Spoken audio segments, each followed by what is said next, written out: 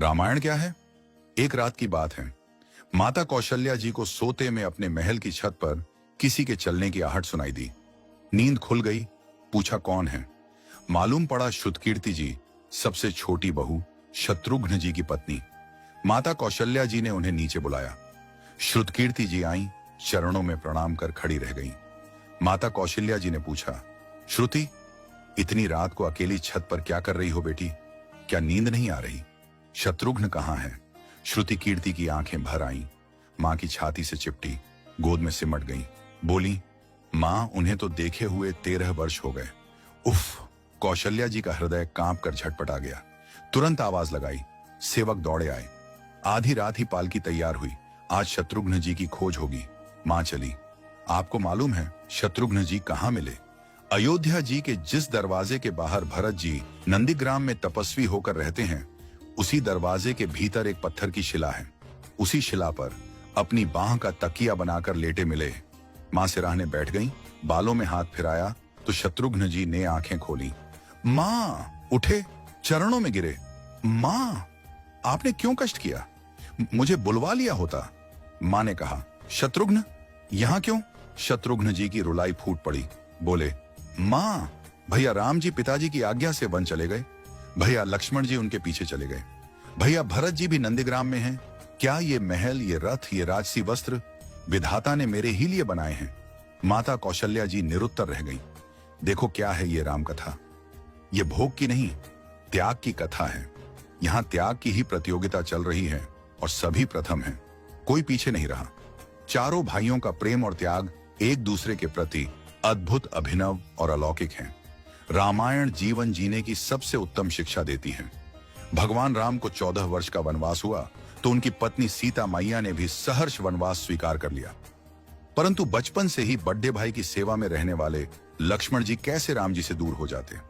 माता सुमित्रा से तो उन्होंने आज्ञा ले ली थी वन जाने की, परंतु जब पत्नी उर्मिला के कक्ष की ओर बढ़ रहे थे तो सोच रहे थे कि मां ने तो आज्ञा दे दी, परंतु उर्मिला को कैसे समझाऊंगा, क्या बोलूंगा उनसे?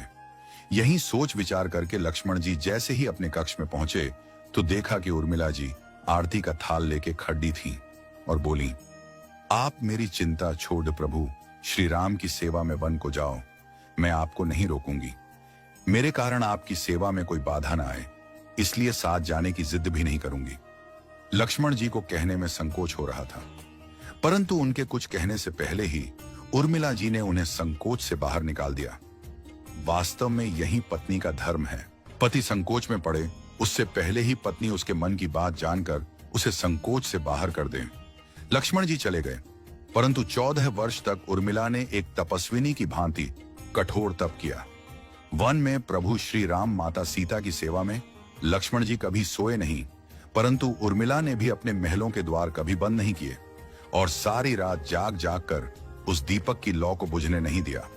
मेघनाथ से युद्ध करते हुए जब लक्ष्मण जी को शक्ति लग जाती है और हनुमान जी उनके लिए संजीवनी का पर्वत लेके लौट रहे होते हैं, तो बीच में जब हनुमान जी अयोध्या के ऊपर से गुजर रहे थे तो भरत जी उन्हें राक्षस समझकर बाण मारते हैं और हनुमान जी गिर जाते हैं। तब हनुमान जी सारा वृत्तांत सुनाते हैं कि सीता जी को रावण हर ले गया, लक्ष्मण जी युद्ध में मूर्छित हो गए हैं। ये सुनते ही कौशल्या जी कहती हैं कि राम को कहना कि लक्ष्मण के बिना अयोध्या में पैर भी मत रखना, राम वन में ही रहे। माता सुमित्रा कहती हैं कि राम से कहना कि कोई बात नहीं, अभी शत्रुघ्न है, मैं उसे भेज दूंगी। मेरे दोनों पुत्र राम सेवा के लिए ही तो जन्मे हैं। माताओं का प्रेम देखकर हनुमान जी की आंखों से अश्रुधारा बह रही थी, परंतु जब उन्होंने उर्मिला जी को देखा तो सोचने लगे कि यह क्यों एकदम शांत और प्रसन्न खड़ी है। क्या इन्हें अपनी पति के प्राणों की कोई चिंता नहीं? हनुमान जी पूछते हैं, देवी, आपकी प्रसन्नता का कारण क्या है? आपके पति के प्राण संकट में हैं। सूर्य उदित होते ही सूर्य कुल का दीपक बुझ जाएगा। उर्मिला जी का उत्तर सुनकर तीनों लोकों का कोई भी प्राणी उनकी वंदना किए बिना नहीं रह पाएगा। उर्मिला बोली, मेरा दीपक संकट में नहीं है, वो बुझ ही नहीं सकता। रही सूर्योदय की बात, तो आप चाहें तो कुछ दिन अयोध्या में विश्राम कर लीजिए, क्योंकि आपके वहां पहुंचे बिना सूर्य उदित हो ही नहीं सकता। आपने कहा कि प्रभु श्री राम मेरे पति को अपनी गोद में लेकर बैठे हैं। जो योगेश्वर प्रभु श्री राम की गोदी में लेटा हो, काल उसे छू भी नहीं सकता। यह तो वो दोनों लीला कर रहे हैं। मेरे पति जब से वन गए हैं तब से सोए नहीं हैं। उन्होंने न सोने का प्रण लिया था, इसलिए वे थोड़ी देर विश्राम कर रहे हैं, और जब भगवान की गोद मिल गई तो थोड़ा विश्राम ज्यादा हो गया। वे उठ जाएंगे। और शक्ति मेरे पति को लगी ही नहीं, शक्ति तो प्रभु श्री राम जी को लगी है। मेरे पति की हर श्वास में राम है, हर धड़कन में राम, उनके रोम रोम में राम है, उनके खून की बूंद बूंद में राम है।